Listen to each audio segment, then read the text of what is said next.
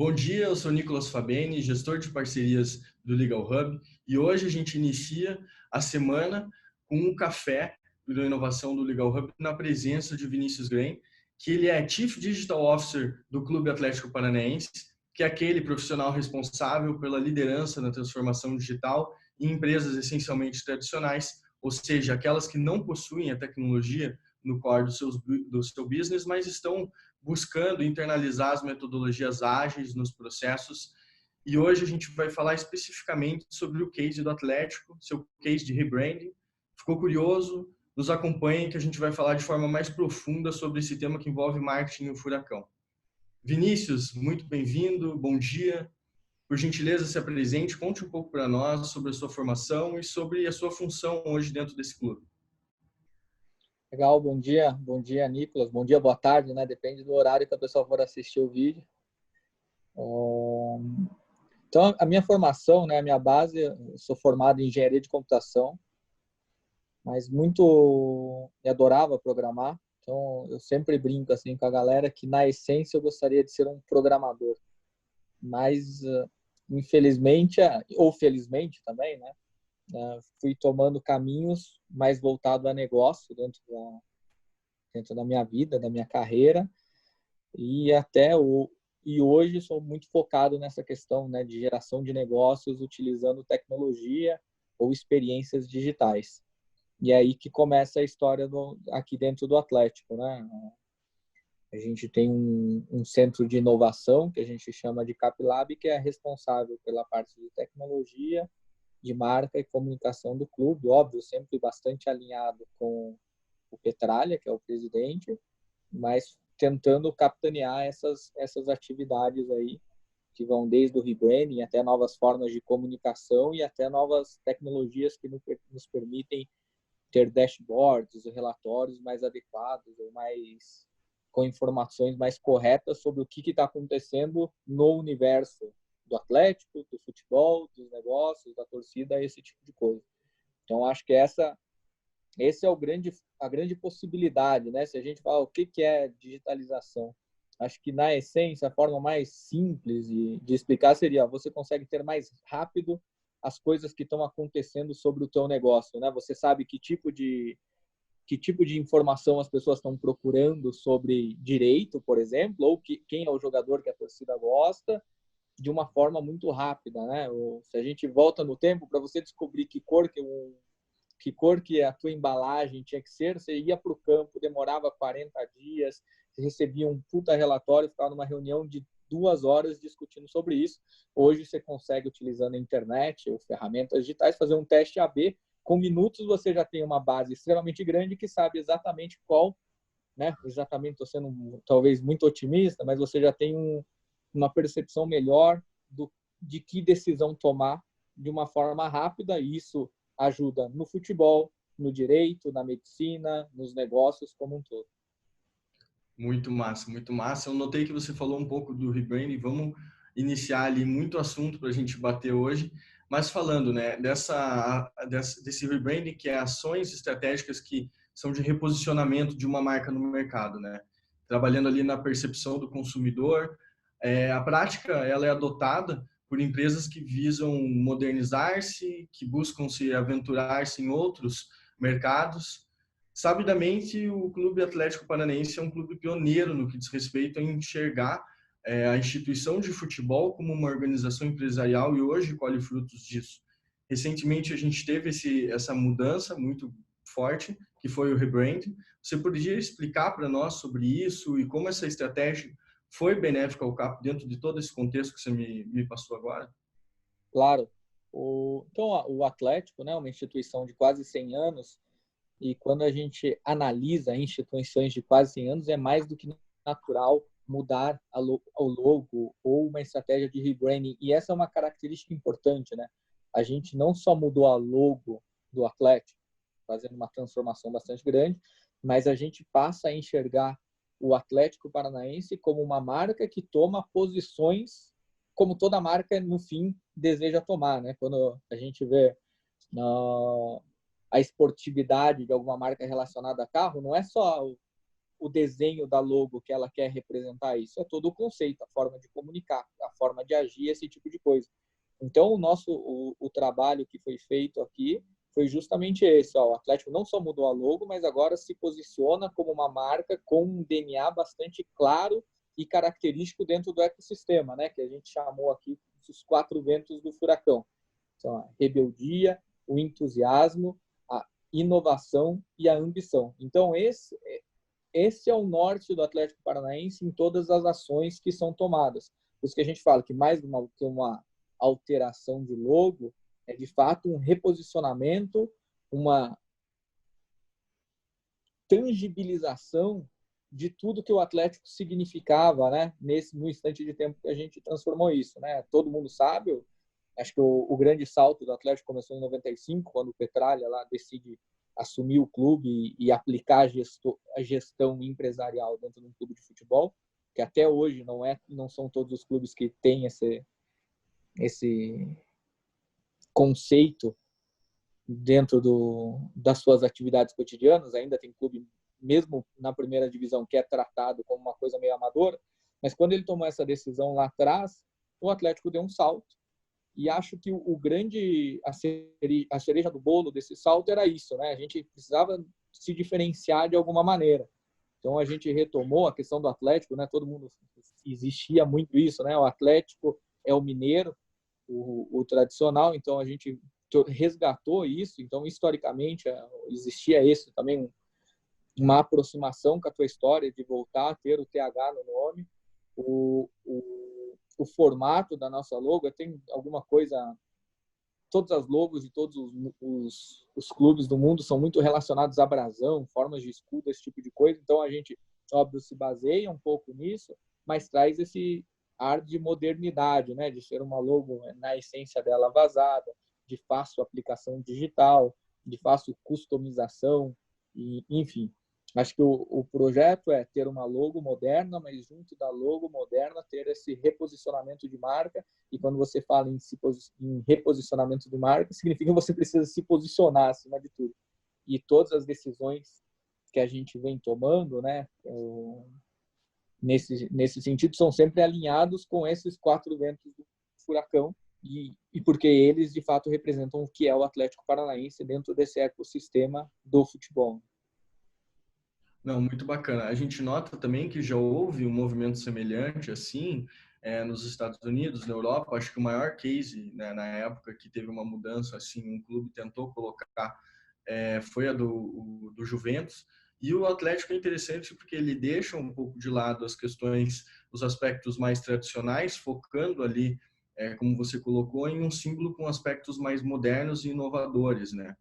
Principalmente nessa questão da aplicação da logo, que é algo que a gente vê que foi muito exaltado no momento do lançamento. E falando um pouco nesse meio campo, isso tem a ver também com a cultura, né? Então, principalmente, seja por parte do público, do torcedor, que recebe essas alterações, que agora aprende a lidar com o Atlético de uma forma mais digital, mas também a dificuldade interna, né? A gente vê muito se falar da opinião daquele que recebeu essa informação, mas por trás também tem uma grande leva de trabalho. Então, eu queria que você contasse da perspectiva, né, pensando na cabeça de alguém que não tem um negócio tão digital, quer digitalizar, né, transformar a sua empresa mais moderna, ter mais tecnologia, acesso aos dados, falar um pouco também sobre a dificuldade para a implantação dessa mudança no clube, que não foi só a logo, é obviamente o marco disso, mas tem muito mais disso que circunda ali, porque com esse novo posicionamento a gente sabe que surgiram novos canais de comunicação, novos canais de comunicação para abastecer, novas demandas de trabalho. Poderia contar um pouco como que está dentro desse panorama institucional que o clube vem apresentando? Claro. Eu acho que o grande desafio, Nicolas, que existe quando a gente fala em inovação é cultural. Então, nós, como seres humanos, sempre queremos ficar do jeito que está, porque, de uma maneira geral, é mais confortável. Então, quando a gente translada isso, né, a mesma coisa a gente tentando criar um paralelo com o direito. Pô, você vai lá no fórum, você tem que pedir o processo, daí você vai escanear a folha dos processos para levar para casa para poder analisar. Puta, não faz sentido nenhum no mundo que a gente vive. Mas, ao mesmo tempo, culturalmente, é uma coisa muito difícil de você quebrar. Então, não existe mais barreira tecnológica.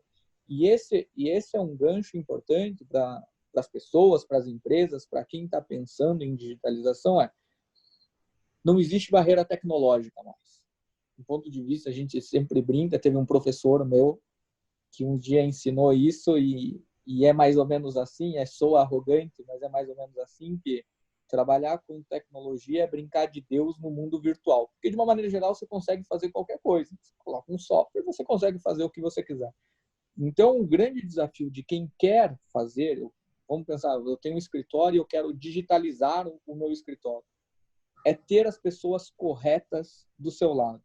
Entende? Porque, infelizmente, como tem muita gente que não conhece, e de fato é um campo bastante extenso, conhecer tecnologia, saber quanto custa as coisas é muito importante. Para saber isso, você tem que ter as pessoas que conheçam e sejam boas do teu lado. Então, essa é uma sugestão. Eu estou 100% aberto aí dos canais, redes social, enfim, tento dentro da possibilidade de ajudar as pessoas que têm esse tipo de dúvida. Então, quem quiser, fique à vontade para me contactar. Mas a grande questão interna é justamente essa. Pô, felizmente, a gente tem uma presidência muito forte, então o Mário bate muito nessa tecla da inovação, de que temos que ser arrojados, e foi isso que ele fez para o Atlético chegar onde ele chegou, né? E levando porrada a todo instante, né? Quando queria fazer o gramado sintético, todo mundo reclamava. Agora a gente já começa a ver que é tendência. O teto retrátil, nossa, é um absurdo. Hoje a gente vê que é um grande diferencial da Arena da Baixada. A própria Arena, né? Em determinado instante de tempo, a Arena foi questionada pela própria torcida do Atlético. Então, é um cara que sempre bateu nessa tecla da inovação, e isso ajuda institucionalmente a mensagem ficar mais clara e a necessidade versus as áreas, que sempre vai ter aquela, porque nós somos assim, não estou dizendo que eu não sou assim também. Nós preferimos o conforto de deixa do jeito que está, porque assim está funcionando. Então, como a mensagem a gente tem essa força para tracejar, a gente encontra menos dificuldade.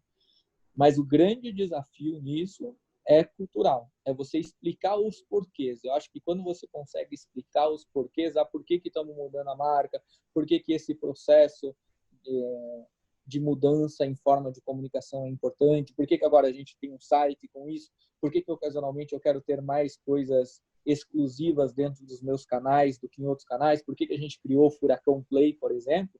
Quando as pessoas começam a entender os porquês, fica um pouco menos severa essa transformação cultural, porque no fim, acho que esse é o grande...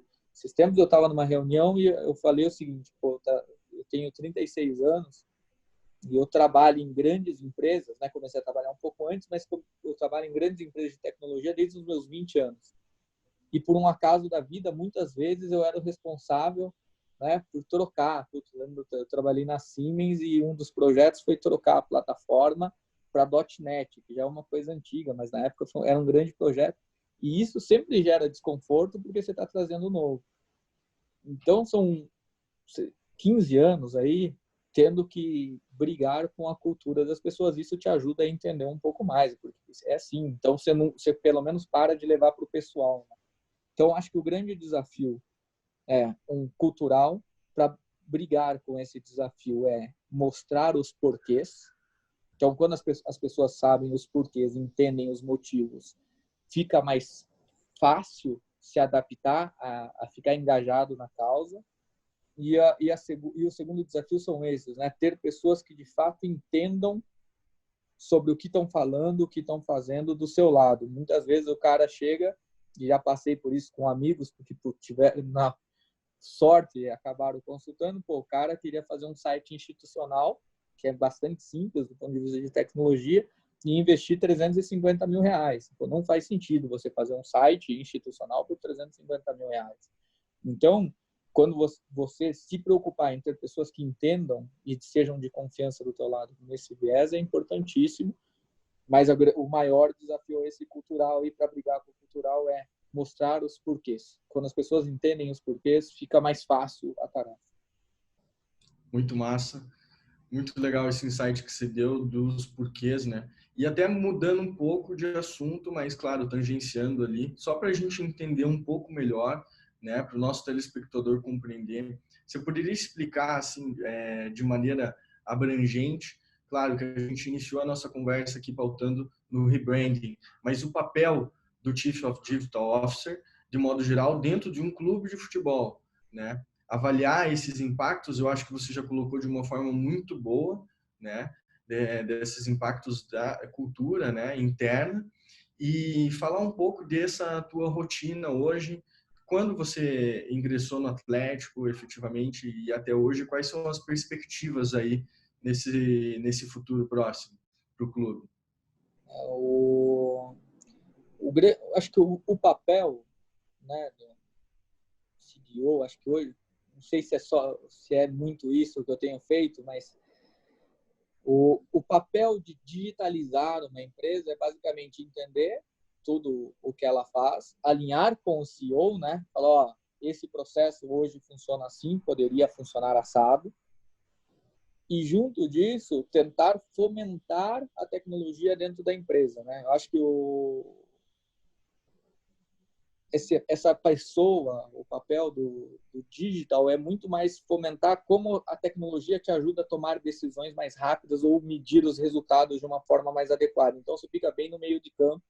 Aqui no Atlético, o meio de campo é um pouco maior, porque acaba tendo, de fato, a área de tecnologia até a área de marketing, mas na teoria você fica nesse meio de campo medindo resultados através de ações de marketing e utilizando a tecnologia para conseguir medir esses resultados, alinhando com o CEO de que onde a gente implementa a tecnologia ou não. O CEO aqui no Atlético é o Mário, né? Então, o grande papel é esse, é como tornar a instituição, o clube de futebol, mais ágil e tomando decisões mais facilmente baseado em dados ou em repercussões. Então, hoje eu sei o que tipo de informação o torcedor engaja mais na internet. Eu sei que tipo de qual que é a cor que eu tenho que fazer uma foto para essa foto ser melhor avaliada ou ter mais likes.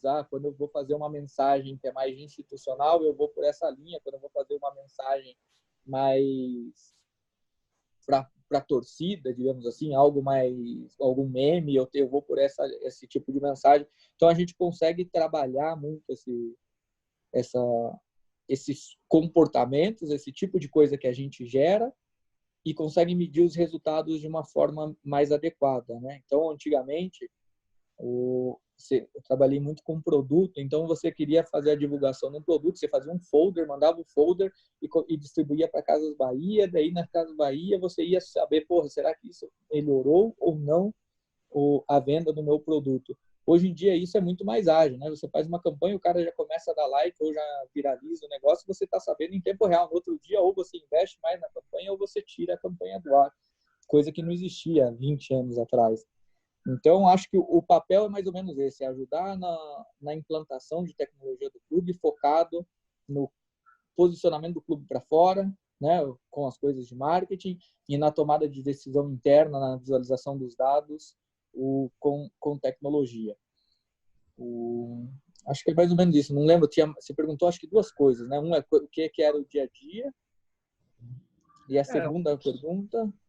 Isso, exatamente. Era para falar um pouco, avaliar sobre os impactos disso, né? Porque, assim, no mercado jurídico, a gente vê muita resistência à implantação da tecnologia.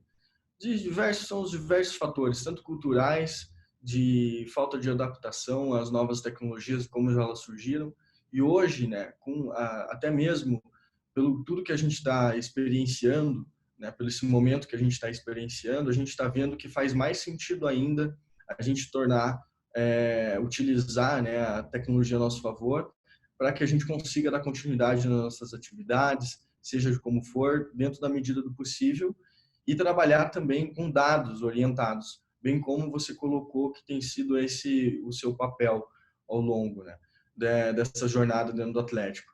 E queria que você colocasse as perspectivas desse mercado, que a gente pode ver ainda que, apesar de existirem clubes que já atuam dessa forma, é muito incipiente no Brasil, você mesmo comentou, existem clubes que ainda têm uma gestão muito amadora, E esse mercado da tecnologia, como você colocou também, você começou numa empresa como a Siemens e hoje está no clube de futebol. Então, é um mercado que trabalha com multidisciplinaridade. Como que tem sido trabalhar com a tecnologia dentro de um cenário como esse, assim, que a gente vê muita perspectiva, mas ainda há resistência? Eu acho que, infelizmente, esse momento que a gente está passando de mundo, né? Infelizmente pelo momento, mas para os profissionais de tecnologia, sendo bem egocêntrico nesse caso, não é tão ruim assim, porque de uma certa maneira a gente alavancou um monte de ações que em algum momento iam ser tomadas por várias partes da indústria para acontecerem agora devido à emergência que a gente tem passado. Então, acho que existe claramente, as pessoas perceberam que sim, dá para você trabalhar de casa, dá para você fazer reunião de casa, dá para você atender de casa, né? Não precisa estar ali. Nós mesmos estamos falando aqui, quilômetros de distância, e aí estamos tendo uma conversa bastante íntima. Então, acho que essa antecipação de alguns movimentos que aconteceriam invariavelmente daqui a algum tempo e passaram a acontecer agora, vai gerar muita oportunidade e as pessoas têm que estar espertas para tomar em conta, né? Se você é um advogado trabalhista, você conseguir trabalhar com algumas ações, você pode antecipar ao teu concorrente, porque no fim das contas todo mundo ainda somos capitalistas, né? Ou está pensando em ganhar dinheiro no final do dia. Então, utilizar a tecnologia para te ajudar a entender melhor o que as pessoas estão procurando, que tipo de ação vamos pensar, ser bem específico, né? A gente está no momento, muita gente vai perder emprego, que tipo de ação eu tenho que tomar no meu escritório que possa fazer eu sair mais forte dessa crise? Pô, isso engloba desde você ter um CRM dos seus clientes, você ter a experiência de marketing digital diferenciada, você fazer um atendimento online, enfim. Várias coisas vão acontecer ou foram antecipadas devido a esse momento que a gente está fazendo e, queira ou não queira, quem possibilita isso é a tecnologia, por isso tem surgido muita oportunidade, né? Tem muitos amigos aí que estão mudando de emprego, todo mundo acha que loucura, mas os caras estão saindo para ficar rico. Até brinquei esses dias, pô, agora você ficou rico, né? Então, acho que é um momento de oportunidade. Infelizmente, a crise sempre acontece isso, né? Gera oportunidades para alguns e para outros um movimento mais drástico, mas primeiro tem que olhar para o seu umbigo e entender, nesse instante de tempo, o que eu poderia fazer para sair mais forte dessa crise. Eu acho que uma das coisas que todo mundo está fazendo, procurando, é a utilização de tecnologia no seu cotidiano, né? Tarefas que antes eram inimagináveis, hoje você vai começar a fazer com tecnologia e vai acelerar tudo, porque cada vez mais a gente não quer aglomeração, não quer esse tipo de coisa. E quer agilidade, né? Então, o tempo, por exemplo, você em São Paulo, você gasta 4 horas para ir e voltar do trabalho. Com essas 4 horas é produtividade, é custo Brasil. Então, quando eu consigo tirar essas 4 horas, e mesmo que você esteja em home office, não esteja verificando o seu trabalho, mas se você estiver produzindo, eu vou me adequar a isso como gestor, né, ou dono de uma empresa. Então, acho que vão acontecer muitas mudanças na nossa forma de trabalho, né? Muita gente, eu até brinquei outro dia, pô, a gente vai comprar menos roupa, porque se você trabalha de casa, você compra menos roupa para ir trabalhar. E uma das grandes coisas que a gente compra para ir trabalhar é roupa, né? Então, se você trabalha mais de casa, você vai gastar menos dinheiro com roupa. O que a indústria têxtil vai fazer com isso? Acho que é um momento que toda a indústria tem que olhar para dentro de casa e principalmente pensar em tecnologia, como a tecnologia pode ajudar a sair mais forte dessa crise. Hoje, podem ter certeza que não existe barreira tecnológica. A tecnologia ficou barata e acessível. Então, basta ter parceiros de confiança que, com certeza, as coisas que estão passando na cabecinha de todo mundo deve estar em casa pensando, o que dá para fazer? E se eu fizesse isso? E se eu fizesse aquilo? Saibam que, de uma maneira geral, dá para fazer tudo. Basta ter um parceiro coerente. E você, no fim das contas, para quem tem times, explicar o porquê que está fazendo determinada coisa, né? Por exemplo, tem gente que vai gostar de home office, tem gente que não vai gostar. Tem gente que acha um absurdo você não precisar ir lá no fórum escanear um processo. Tem gente que vai achar maravilhoso, né? Então, acho que entender os porquês para a sua equipe, mas ao mesmo tempo explorar muito essa questão de qual que seria o melhor universo hoje para mim. Seria isso. Então pode ter certeza que isso que você passou na cabeça, mesmo que você não conheça, tem alguém que está estudando nesse instante de tempo. Se você tiver alguém, um parente, um amigo, uma empresa conhecida que te ajude e te dê confiança em tecnologia, tudo é possível. Massa, muito massa, Vinícius. Telespectadores, esse foi o nosso Café com Inovação. Eu quero agradecer aqui a presença do Vinícius. Vinícius, é um prazer ter aqui você compartilhando um pouco da tua trajetória, da tua experiência conosco, tua expertise. Tem alguma mensagem final aí para o pessoal que está nos acompanhando, quem sabe que quer começar a empreender aí nessa área digital? Eu acho que a grande mensagem, né, é nunca parar de estudar. Eu, para você ter uma ideia, apesar de não exercer profissionalmente trabalho de codificação, toda linguagem que sai nova eu vou e estudo e tenho uma curiosidade muito grande sobre as coisas que têm acontecido do ponto de vista de tecnologia, o que te dá bagagem para as discussões de negócio. Acho que se a gente pensa como um profissional que quer estar trabalhando em digital, tem que estar muito antenado nos movimentos, ler muito, porque é um negócio que é muito dinâmico, mas também aquele cara que não está nesse negócio, então você não necessariamente, a gente está falando para as pessoas que querem montar agências ou negócios de plataformas de software, né? A gente pode estar falando para o cara que tem um escritório e quer melhorar o cotidiano do seu escritório. Então saiba que não existe barreira tecnológica, a tecnologia está muito acessível, basta você ter o parceiro certo, participar dos eventos corretos, tentar falar com as pessoas certas. Eu sou um cara open doors, ali, todo mundo que manda LinkedIn ali eu respondo, às vezes gasto mais tempo, às vezes menos tempo, mas fique à vontade, quem quiser conversar e tirar alguma dúvida, faz sentido pagar 350 mil num site institucional? Eu vou responder essa pergunta com muito gosto. Então, acho que quem quer trabalhar com digital é estudar muito, entender um pouquinho de plataforma, entender um pouco de linguagem de programação, entender sobre API, entender sobre modelo de negócio. E quem quiser utilizar a tecnologia, achar pessoas certas que ajudem a gastar pouco e sabendo que não existe limite para as coisas que a gente quer fazer. Então é isso, pessoal. Eu peço que vocês se inscrevam no nosso canal, nos acompanhem nas redes sociais. O Café com Inovação acontece toda semana e ele vem com o propósito de disseminar conteúdo multidisciplinar. Acompanhe os próximos episódios e volte sempre. Abraços e até a próxima. Bom, pessoal, obrigado. É sempre bom compartilhar aí as experiências. Acho que só o pessoal que já está assistindo o vídeo já significa que tem vontade, que quer engrandecer o repertório de conteúdo. Tamo junto, parabéns pelo projeto.